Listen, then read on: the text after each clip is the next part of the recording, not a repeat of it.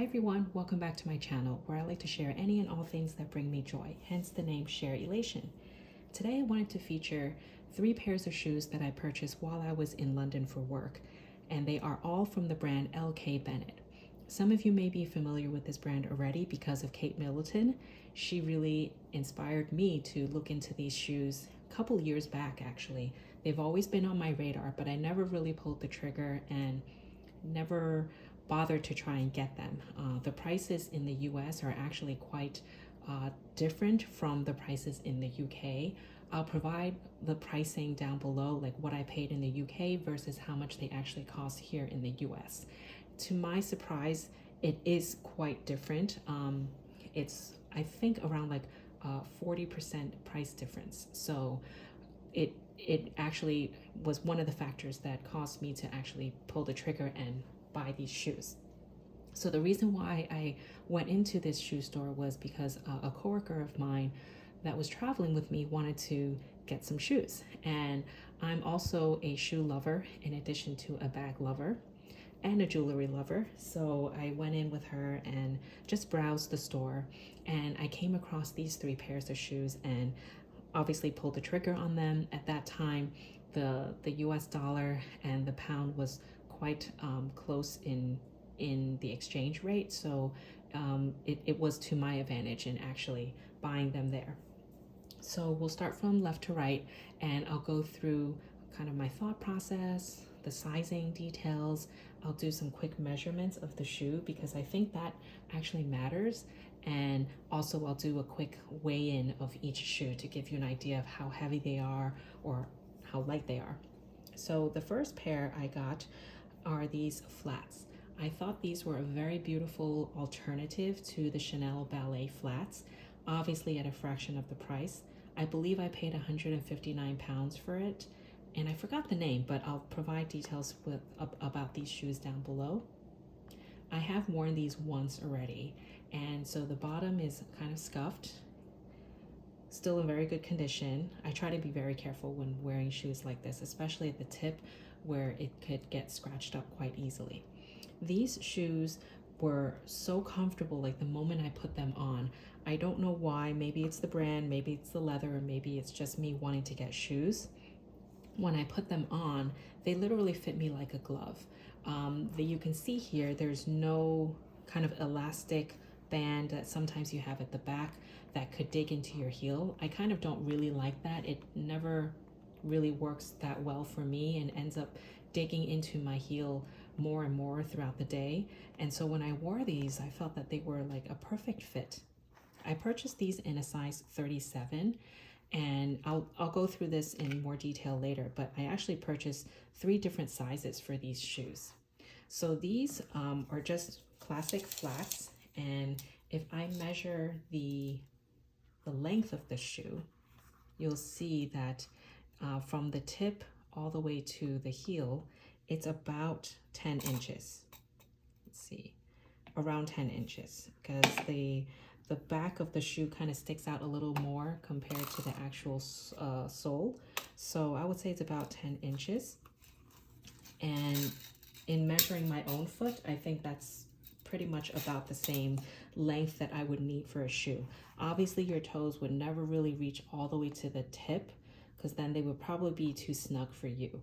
So that's why I find it helpful if I can get actual measurements of the length of the shoe. The width also matters, but for me, when I put them on, they were not a problem at all. They actually mowed to my feet quite well. So these were about that length in about 10 inches. And the next pair I actually purchased in a 37.5. I think these are called the Audrey Pumps.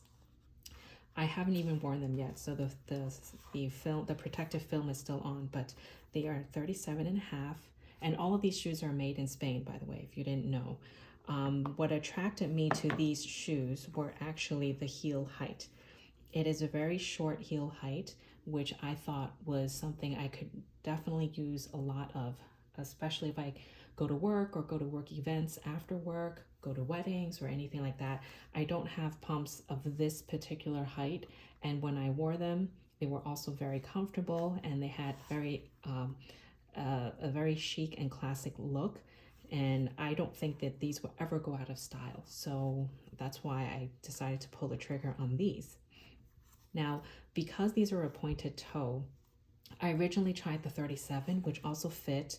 The sales associate told me that the leather will stretch out, which I do believe her, but I felt that it might be a better idea to size up half a size, because typically when you have really pointed toe shoes, your toes can be squeezed a little bit more in the front, and I wanted them to be comfortable, and I wanted them to actually last me all day if I wore them. Now, if I measured the tip, again, the tip kind of doesn't really always count, because again, your toes would never be squeezed all the way to the tip like that. But if I measured the actual length of the shoe, it is about 10.5 inches, because I'm trying to count the back of the heel here.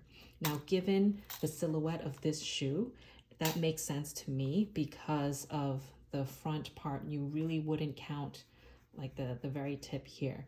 So in comparison, I feel like it is pretty much the same length of this shoe if I actually had it on, if I don't count this tip here. Okay, so these were 37.5. The last pair I purchased was really unexpected. I purchased these beautiful suede booties. These are, I believe, called the Emily boot in a black suede leather.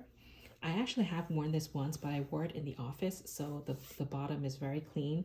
I haven't worn it in the streets yet, because I really couldn't wait, and I wanted to try and break them in and make good use out of them. I purchased these in a size 38. Now, the reason for that was I originally purchased 37. Then I went back to exchange it, because when I tried them on, I had those really thin kind of stocking socks that they give you when you're trying shoes on.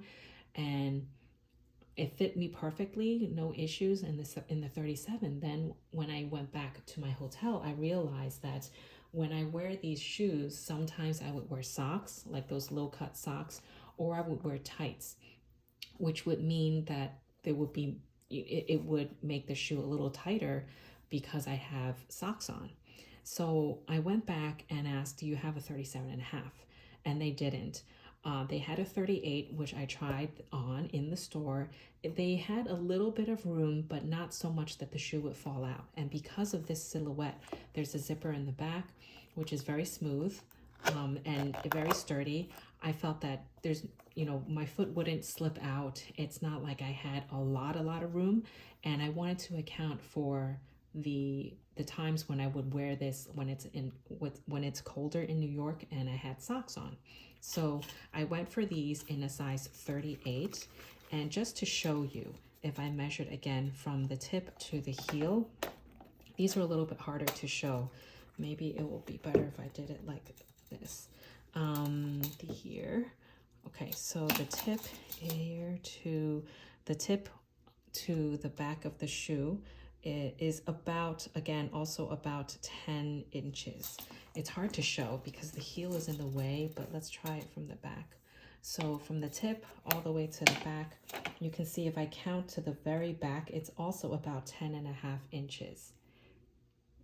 It's hard to show, but I can tell, like, based on the bump over here in the back, it is about 10.5 inches as well. So it proves to show that depending on the style of the shoe and the silhouette, it is worth sizing up or down depending on what the shoe construction is like.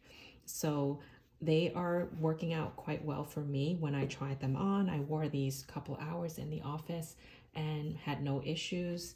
And I obviously wore these out into the street now, and this is kind of the perfect middle. So I felt that I learned that when I have shoes that have this pointier toe, it's better to allow a little bit of room just in case, and it will, even if it expands over time. Hopefully I didn't make a bad decision about these two by sizing up, but I felt that they will work quite well for me and being able to wear them all day long. Now, in addition to the length of the shoe, I wanted to show you quickly how much each shoe weighs, because I know weight can also matter, especially when you're wearing shoes like this all day. Now the flats are obviously should be the lightest pair. So it comes at 0.35 kilograms, or in ounces, it's 12.4 ounces. So this is the lightest pair. Very classic. I really like the color combination. They had a black and white combination, but I went for the nude because I feel like white would just get dirty very easily, and scratches and scuffs can probably be a little more obvious on those. So the pumps here come in at 13.4 ounces or 0.38 kilograms. So just a little bit heavier than the flats, but that's expected because there's a heel there. And the last pair would be the heaviest because of all the material and the actual heel. And the heel is about 3 inches, by the way. So this is about half a kilogram, 0.5 kilogram. And, oh, sorry. Comes in at 1 pound, 1.8 ounces. So that gives you an idea of the weight of each shoe, the length, and how they fit me personally. I am a pretty true size US 7, so this just gives you a point of reference. If you ever buy these shoes, I advise trying them in store if you can. If you cannot, I always like to buy from websites that allow you to return, have free return shipping in case they don't work out. Because sometimes you really don't know until you try them on at home, walk around a bit, and then you'll really be able to tell. So I hope you found this helpful. If you have any questions about these shoes, let me know. I'd be happy to answer any questions. And I hope this helps you if you are interested or looking into these shoes. It helps you with your decision making in terms of sizing and whatnot. So thumbs up is always appreciated. I hope you have a happy and healthy day, and I'll see you next time. Thanks. Bye.